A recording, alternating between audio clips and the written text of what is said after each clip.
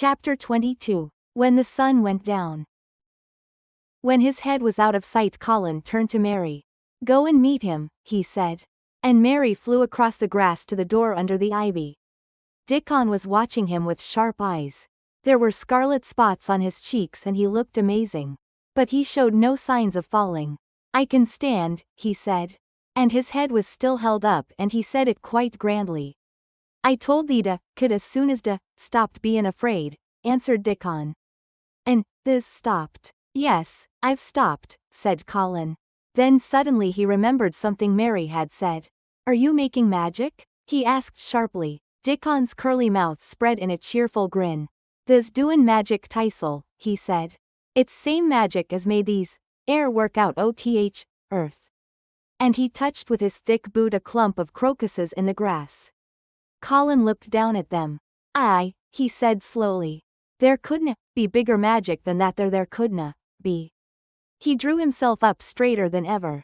"I'm going to walk to that tree," he said, pointing to one a few feet away from him. "I'm going to be standing when Weatherstaff comes here. I can rest against the tree if I like. When I want to sit down I will sit down, but not before. Bring a rug from the chair." He walked to the tree and though Dickon held his arm he was wonderfully steady. When he stood against the tree trunk it was not too plain that he supported himself against it. And he still held himself so straight that he looked tall. When Ben Weatherstaff came through the door in the wall he saw him standing there and he heard Mary muttering something under her breath. "What art sayin'?" he asked rather testily, because he did not want his attention distracted from the long thin straight boy figure and proud face. But she did not tell him. What she was saying was this. "You can do it. You can do it. I told you you could. You can do it. You can do it. You can." She was saying it to Colin because she wanted to make magic and keep him on his feet looking like that. She could not bear that he should give in before Ben Weatherstaff. He did not give in. She was uplifted by a sudden feeling that he looked quite beautiful in spite of his thinness.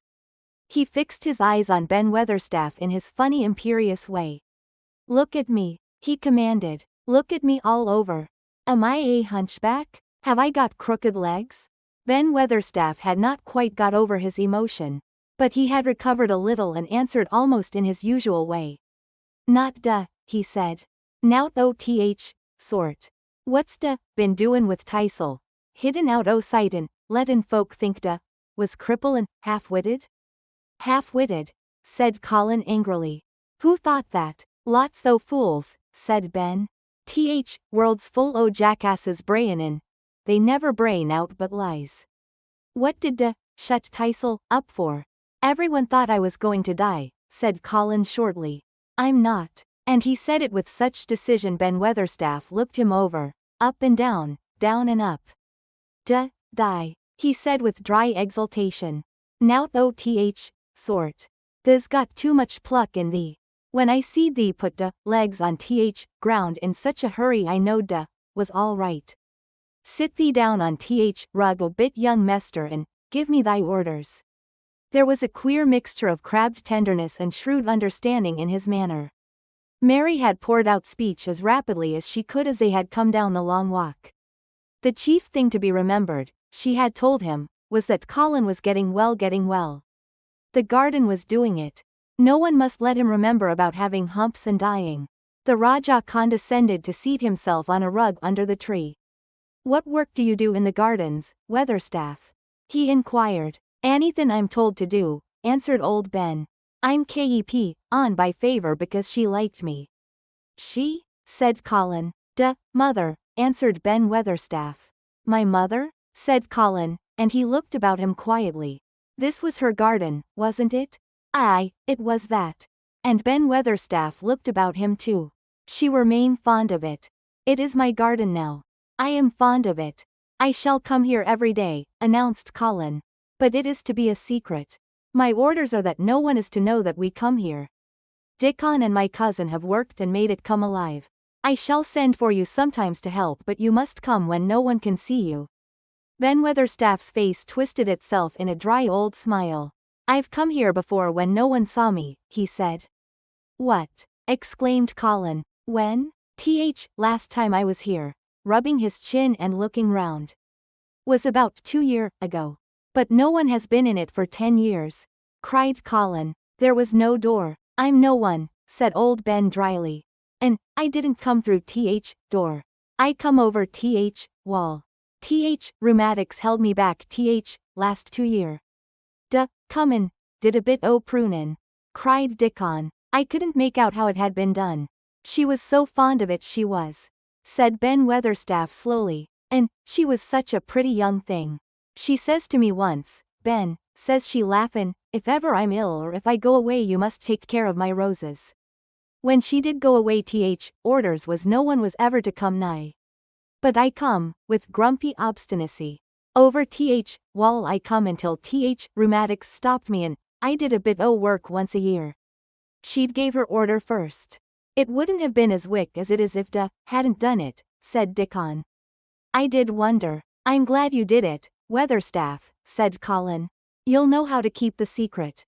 Aye, I'll know, sir, answered Ben. And, it'll be easier for a man rheumatics to come in at door. On the grass near the tree Mary had dropped her trowel. Colin stretched out his hand and took it up. An odd expression came into his face and he began to scratch at the earth. His thin hand was weak enough but presently, as they watched him Mary with quite breathless interest he drove the end of the trowel into the soil and turned some over. You can do it, said Mary to herself. I tell you, you can. Dickon's round eyes were full of eager curiousness but he said not a word. Ben Weatherstaff looked on with interested face. Colin persevered. After he had turned a few trowelfuls of soil he spoke exultantly to Dickon in his best Yorkshire. Said as they'd have me walkin' about here same as other folk and, said they'd have me diggin'. I thought was just leein' to please me. This is only first day and, I've walked in, here I am diggin'. Ben Weatherstaff's mouth fell open again when he heard him, but he ended by chuckling. He said, that sounds as if they'd got wits enow. They'rt a Yorkshire lad for sure. And, they'rt diggin', too. How'd like to plant a bit o' somethin'? I can get thee a rose in a pot. Go and get it, said Colin, digging excitedly. Quick. It was done quickly enough indeed. Ben Weatherstaff went his way forgetting rheumatics. Dickon took his spade and dug the hole deeper and wider than a new digger with thin white hands could make it. Mary slipped out to run and bring back a watering can. When Dickon had deepened the hole Colin went on turning the soft earth over and over. He looked up at the sky, flushed and glowing with the strangely new exercise, slight as it was. I want to do it before the sun goes quite down, he said. Mary thought that perhaps the sun held back a few minutes just on purpose. Ben Weatherstaff brought the rose in its pot from the greenhouse. He hobbled over the grass as fast as he could. He had begun to be excited, too. He knelt down by the hole and broke the pot from the mold. Here, lad, he said, handing the plant to Colin. Set it in the earth tisel, same as King does when he goes to a new place. The thin white hands shook a little and Colin's flush grew deeper as he set the rose in the mold and held it while old Ben made firm the earth. It was filled in and pressed down and made steady. Mary was leaning forward on her hands and knees.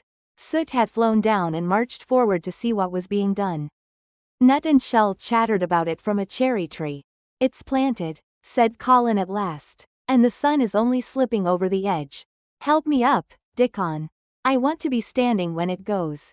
That's part of the magic.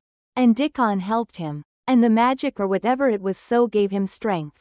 That when the sun did slip over the edge and end the strange lovely afternoon for them there. He actually stood on his 2 feet laughing.